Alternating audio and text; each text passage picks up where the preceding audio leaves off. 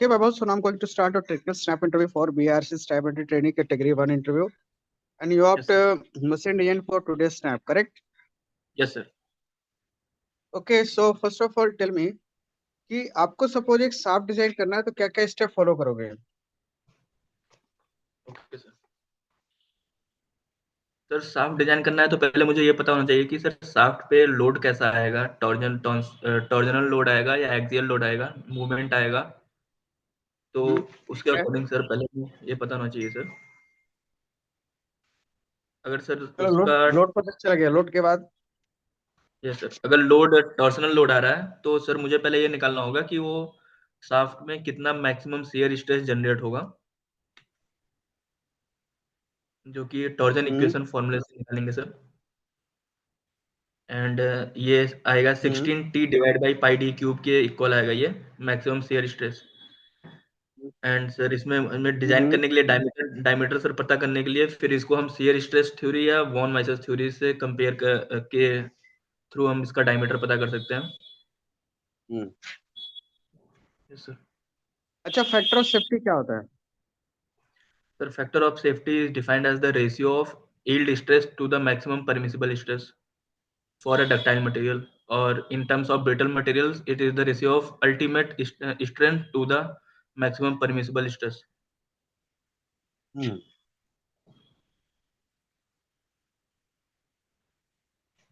Okay. And कौन कौन से फैक्टर है जो है फैक्टर ऑफ सेफ्टी को गवर्न करते हैं?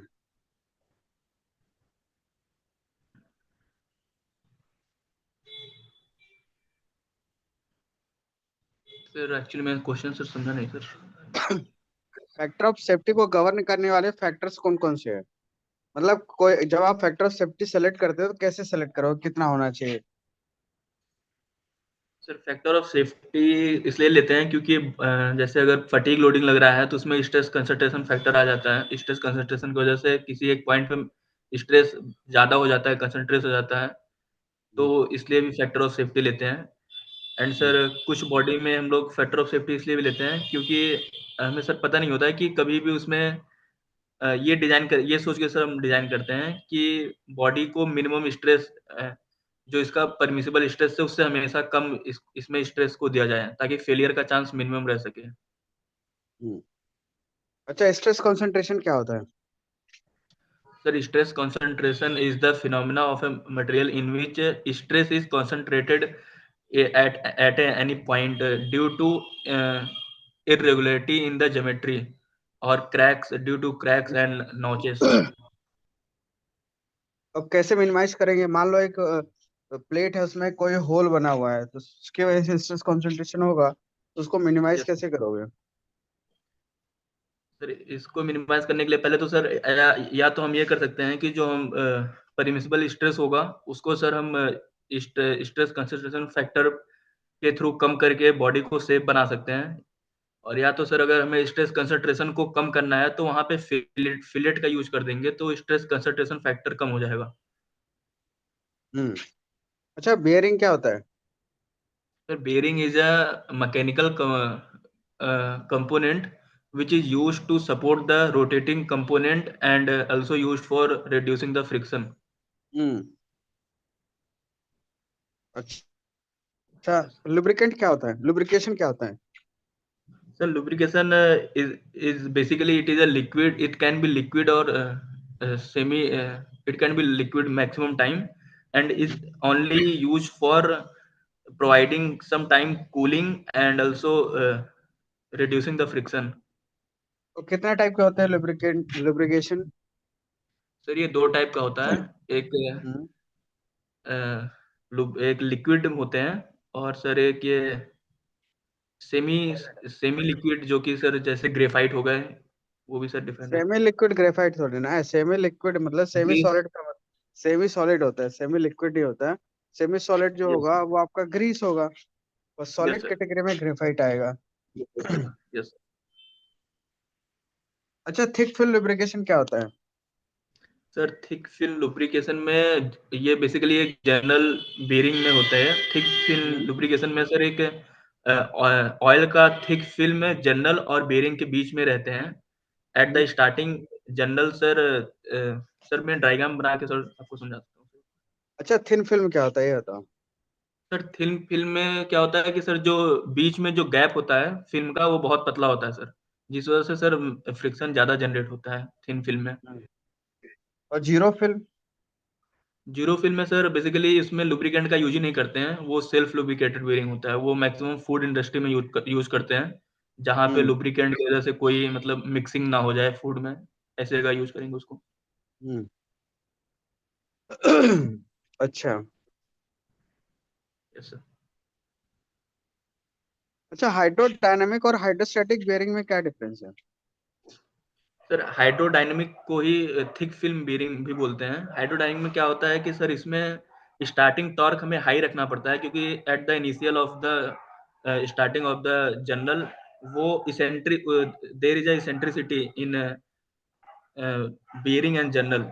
तो सर वो हम्म। स्टार्टिंग उसमें फ्रिक्शन ज्यादा होता है, इसलिए टॉर्क ज्यादा देने पे जैसे जैसे स्पीड उसका बढ़ता जाएगा वो सर जनरल जो है बियरिंग के कोसेंट्रिक होके फिर उसमें रोटेशन लगेगा, तो सर उसमें बहुत कम फिर फ्रिक्शन होगा। बट इन हाइड्रोस्टेटिक में सर हम लोग इनिशियल में ही पंप के थ्रू बियरिंग लुब्रिकेशन को हाई प्रेशराइज कर देते हैं, जिसकी वजह से जनरल बीच में ही बियरिंग के बीच में ही स्टार्टिंग कंडीशन में ही रहता है, देयर इज नो इसेंट्रिसिटी, तो सर उसमें फ्रिक्शन कम होता है।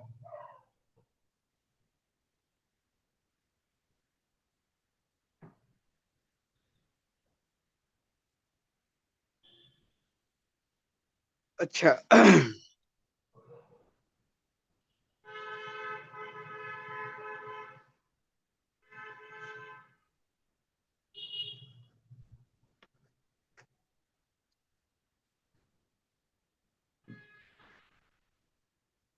Beam strength of gate tooth क्या होता है?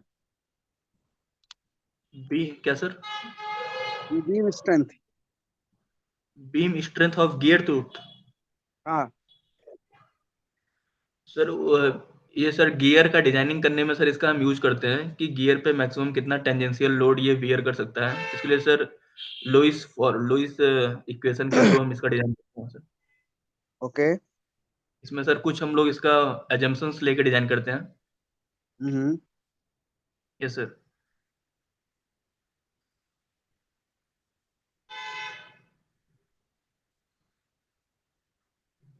अच्छा, क्या अजम्पशंस होते हैं? सर इसमें अजम्पशंस हम ये लेते हैं कि गियर का जो टीथ है वो एक कैंटिलीवर बीम की तरह काम कर रहा है, and at the one time only one pair of teeth is engaged, and hmm. Gear का teeth homogeneous and isotropic material का बना होना चाहिए। Hmm. And sir gear teeth का जो क्रॉस सेक्शन है वो throughout the length same होना चाहिए। हम्म। एंड सर अच्छा, जो लोड मॉडल लग क्या रहा होता है? है। क्या सर? मॉडल क्या होता है? Sir, module is defined as the pitch circle diameter to the number of teeth. It is the ratio of pitch circle diameter to the number of teeth. Basically sir model ये show करता है कि कोई भी अगर messing gear system है तो हम्म। उस अगर कोई भी दो गियर मेस कर रहे हैं तो दोनों का मॉड्यूल सेम होना चाहिए, तभी वो लॉ ऑफ गियरिंग को फॉलो करेंगे, एंड वो गियर एक मतलब एक्चुअली सर एक गियर कहलाएगा, गियर सिस्टम। ओके, चलो। Vaibhav, so now I am going to conclude your interview. Yes sir. देखो, आप आंसर सही दिए, बस डिजाइन जो आपने बताया वो सही नहीं लगा मुझे। देखो, जब भी आप किसी कंपोनेंट के डिजाइन करते हो तो क्या करना होता है, सबसे पहले लोड पता करना होता है कि उसमें क्या एक्ट हो रहा है। ठीक है? यस यह सर। सबसे पहले आप कहोगे कि first you need to find out functionality of the object, then you need to find out how much load acting on it, and after that you need to select the material, appropriate material. Yes sir. After that, you need to obtain a appropriate shape, correct, by using geometrical property like section modulus, moment of inertia, area, etc. Correct. Yes sir. And after that, once you select appropriate shape, then you need to find out its dimension by using elementary sum equation. Yes sir. Correct. Yes sir. And once you get dimension, then you need to check mode of failure कि ये fail कैसे होगा, yes by sir. using theory of failure. और failure check करने के बाद फिर आप उसका अप्रोप्रिएट ड्राइंग बनाओगे and then send to the manufacturer. Yes sir. Correct. तो इतने स्टेप फॉलो किए जाते हैं किसी भी मशीन एलिमेंट को डिजाइन करने के लिए। समझ में आया? Yes sir. हम्म। और फैक्टर ऑफ सेफ्टी आपने सही बताया क्या होता है, लेकिन फैक्टर ऑफ सेफ्टी देखो क्यों लेते हैं। देखो सबसे मेन रीजन है कि जो यस भी सर। स्ट्रेस कैलकुलेट करोगे सॉम इक्वेशन को यूज करके करोगे, और स्ट्रेंथ ऑफ मटेरियल को स्टडी करने के लिए हमने बहुत सारे एजम्पशंस लिए थे, जैसे हमारा मटेरियल होमोजीनियस आइसोट्रोपिक हो, प्रिज्मेटिक यस हो, सर। स्टैटिक लोड लग रहा हो। लेकिन जब एक्चुअल में आप जाते हो तो ना तो वहाँ स्टैटिक लोड लगता है, ना वो मटेरियल प्रिज्मेटिक होता है। जैसे साफ्ट है, साफ्ट में आप यस सर। कीवे कट करोगे, स्टेप बनाओगे, है ना, लुब्रिकेंट के लिए होल बनाओगे, तो कहीं ना कहीं स्ट्रेस कॉन्सेंट्रेशन बढ़ जाएगा ना इनसे, यस डिसकंटिन्यूटी सर। आ जाएगी, प्रिज्मेटिक बार नहीं रहेगा, प्रिज्मेटिक साफ्ट यस नहीं सर। रहेगा। तो सॉम में बहुत सारे अजम्पशंस लिए थे जिसकी वजह से जो स्ट्रेसेस आएंगे बहुत ही आइडियल आएंगी, जबकि एक्चुअल में कुछ और लगेंगी। तो उसको यस सर। एकोमोडेट करने के लिए हम फैक्टर ऑफ सेफ्टी लेते हैं। Yes sir. और राइट। अनसर्टेनिटी सिचुएशन भी आती है, कई बार अचानक से लोड बढ़ जाएगा, है ना, yes sir.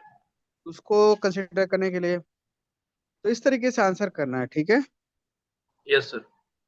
Okay, so now I am going to okay, so you just leave this meeting and if you have any question tell me. Sir एक क्वेश्चन था, जैसे सर हाइड्रोडायनेमिक और हाइड्रोस्टैटिक जो भी बेरिंग है सर, जो उसमें हम लोग हाँ वो ऑयल भी यूज वो भी करते हैं।